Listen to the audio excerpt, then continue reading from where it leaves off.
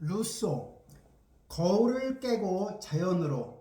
루소가 진단한 우리의 불행과 치유의 철학입니다.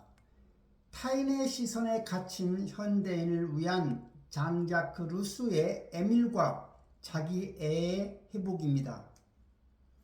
어둠을 타파하는 빛, 바로 계몽의 탄생이지요.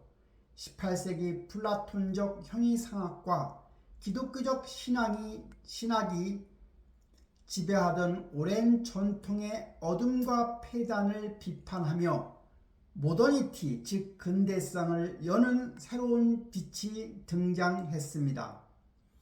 앙시앵레즘, 전통적 도구마이지요. 어리석음과 독단을 깨우치는 빛이었습니다. 세속주의는 사제 계급의 억압에서 벗어난 현실의 긍정이었지요. 사회동포주의는 국가적, 민족적 편협함을 넘어서 보편적 연대이고요.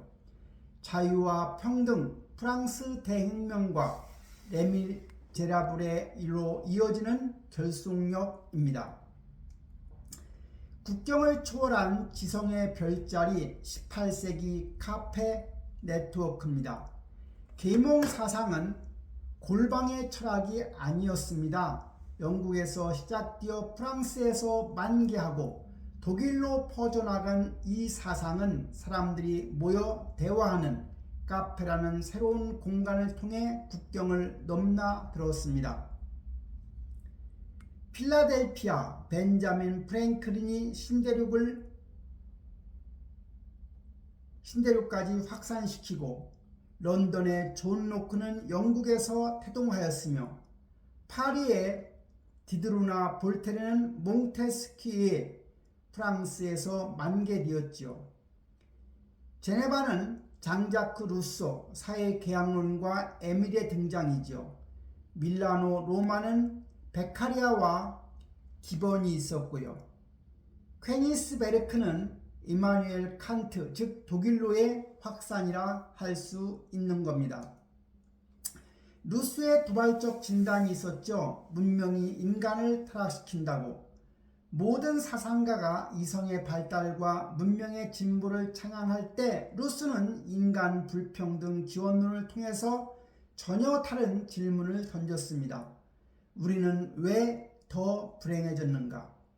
루소 철학의 핵심 과제는 타락의 상태에서 벗어나 잃어버린 본성을 어떻게 되찾을 것인가였습니다. 즉 자연 상태는 선한 본성과 기쁨으로 충만한 원초적 상태를 말하지요. 반면에 문명의 세계는 불평등의 발생과 타락, 진실한 감정을 상실한 사회이고요. 잃어버린 순수한 본성은 바로 자기애입니다. 루소에게 자기애는 이기적인 태도가 아닌 겁니다. 그것은 생명과 삶, 그 자체를 향한 자연스럽고 충만한 사랑이며 타인을 사랑하기 위한 절대적인 전제 조건이지요. 타인 사랑의 원천입니다. 자신의 삶을 사랑할 수 없는 사람은 결코 타인도 사랑할 수 없다는 겁니다. 늘 마음속에서 활기차게 움직이는 인간의 타고난 감정이지요. 생명에 대한 긍정입니다. 산다는 것, 생명을 사랑하는 본능, 플라톤과 소크라테스가 찬양한 생명과 사랑의 에너지인 에로스와 유사한 겁니다. 진실한 감정입니다. 내면의 진실한 감정에 충실할 때 느끼는 행복이지요. 문명의 독입니다. 그리고 왜곡된 감정이 바로 이기심이지요. 사회가 형성되고 불평등이 발생하면서 순수했던 자기애는 타인과의 비교를 통해 자신을 확인하려는 파괴적인 이기심으로 변질됩니다. 순수한 자기애는 내면의 충만함이고 사회적 불평등과 경쟁이 더해지면서 결국은 이기심이 발생합니다. 이기심이 발생이라는 것은 남을 이기려는 마음이지요. 남에게 지지 않으려는 욕망이고요. 여기서 주의할 점이 있습니다. 플라톤이 말한 긍정적 욕망이나 향상심과는 다르다는 거죠. 남을 자꾸 누리려는 파괴적인 욕심인 겁니다. 타락의 궤적입니다. 자기의 상실과 이기심의 팽창이죠. 루소는 이기심이 단순한 욕심이 아니라 자기 자신을 진정으로 사랑하는 능력을 상실한 결과라고 보았습니다. 문명의 발달, 사회적 불평등이 결국은 심화되는 거지요. 이기심은 자기애를 잃어버리는 것과 반비례적으로 커진다 했습니다. 즉 이기심은 시기와 질투와 우쭐함과 열등감의 팽창이지요. 하지만 자기애는 본성에 대한 순수한 사랑에 대한 상실이지요. 가시적 허우입니다. 거울의 방에 갇힌 현대인이죠. 이기심의 본질은 세간의 의견에 집착하는 것입니다. 내면의 가치를 잃어버린 인간은 오직 남이 나를 어떻게 평가하는지 가시적 허위를 통해서만 자신의 존재를 확인하게 됩니다. 자기의 셀프 러브입니다. 가치의 원천이 내면의 존재이고 자족적 생명력이지요. 이기심은 가치의 원천이 일부에 존재하는 것이고 타인의 시선과 평가에 끝없이 얽매이는 가시적인 상황인 겁니다. 루소의 인간 심리 진단 매트릭스입니다. 루소의 교육 철학은 이 두 가지 감정을 명확히 구분하는 것에서부터 출발합니다. 비교 기준은 자기애와 이기심이죠. 자기애는 기원이 태생적이고 자연적 본성입니다. 이기심은 기원이 문명, 사회와 과정의 산물이고요.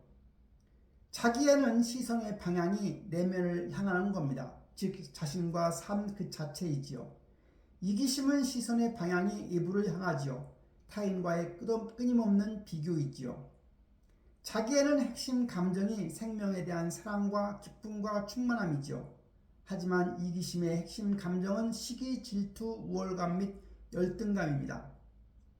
자기애는 사회적 조건이 평등한 상태이지만 이기심은 사회적 조건이 불평등과 서열화된 계급 사회인 겁니다. 자기애의 최종 결과는 진실한 감정을 통한 행복이지만 이기심의 최종 결과는 세간의 평판에 목매는 가시적 허위입니다. 치유의 교육학 에밀입니다. 경쟁에서 협동으로. 루소는 인간을 이기적으로 만드는 핵심 요인이 타인과의 경쟁임을 간파했습니다. 이기심을 극복하고 잃어버린 자기애를 되찾는 유일한 길은 바로 교육입니다. 경쟁적인 인간관계지요. 그렇게 되면 이기면 우쭐하고 지면 열등의식에 빠집니다. 그러나 에밀이라는 걸 통해서 협동적인 인간관계를 말하려고 하는 거죠. 어린 시절부터 경쟁이 아닌 세간의 의견에 집착하지 않고 내면의 자기애를 키워나가는 교육이 그래서 필수적인 겁니다. 거울을 깨는 3단계 계단이 있습니다. 동정심의 실천이죠. 끝없는 욕망은 삶을 피곤하게 만듭니다. 루소는 이기심의 감옥을 부수고 나오는 방법으로 동정심을 기르는 3가지 준칙을 제시합니다.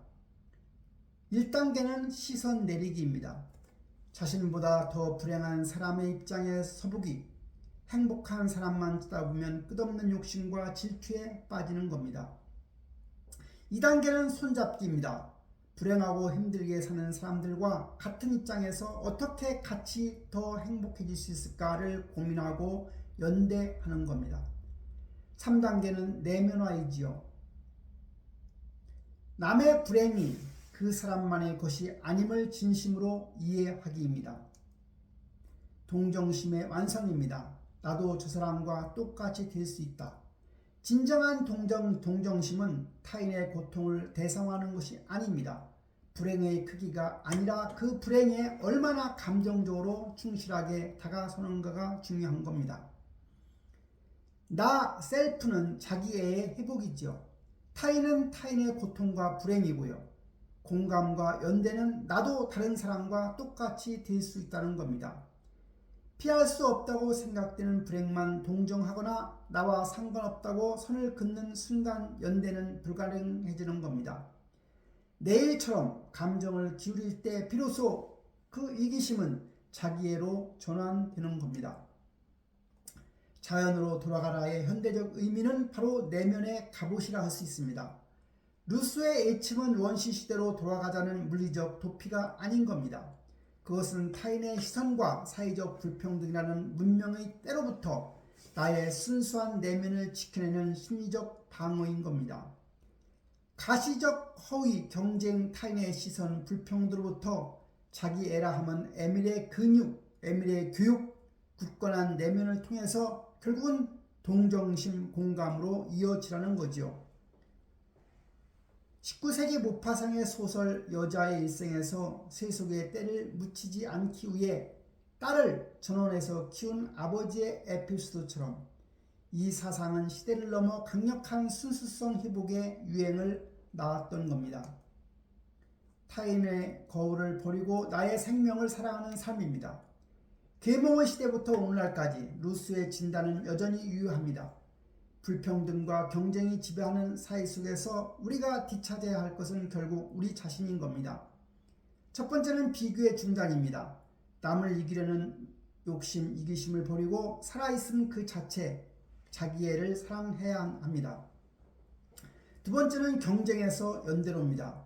누군가를 짓밟는 우월감이 아닌 타인의 고통에 기꺼이 감정을 기울이는 동정심을 가지라는 겁니다. 세 번째는 가식 너머의 진실입니다. 세상의 평판이라는 허위를 벗어 던지고 인간의 원초적 생명력으로 돌아갈 것을 얘기합니다.